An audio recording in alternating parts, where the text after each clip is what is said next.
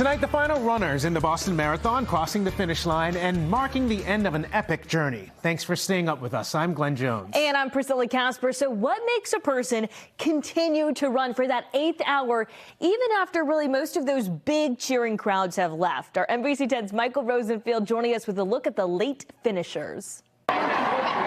As the sun set on another Boston Marathon, runners were still coming in 6, 7, even 8 hours after they began the race. It's a childhood dream from a kid from Boston, Jamaica Plain, to run the Boston Marathon. They may have been among the last to cross the finish line. It was ugly, but I finished.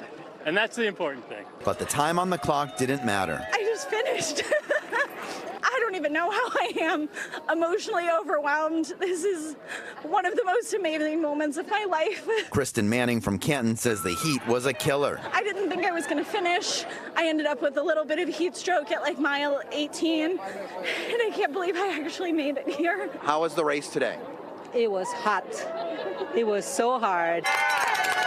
The spike in temperature is even more challenging if you're running for 2. You got to hydrate no matter what. When you got a baby in you, you got to hydrate more, and then you got to pee all the time because you're pregnant. So I think I probably peed 60 times. Mother Nature, as always, playing a critical factor in the race. Marathon officials say at least 77 runners were taken to local hospitals. The sun was killing us, but there was a nice breeze, though. Maggie Masoki, like countless runners, racing for a cause. This is my first marathon running for the town of Ashland, and yes, I made it. 8 hours and 17 minutes, so it was a long walk, but totally worth it. Tom Smith finished his 6th Boston Marathon with his team, which raises money for his foundation. We support and put together both short and long-term health care programs for individuals with paralysis.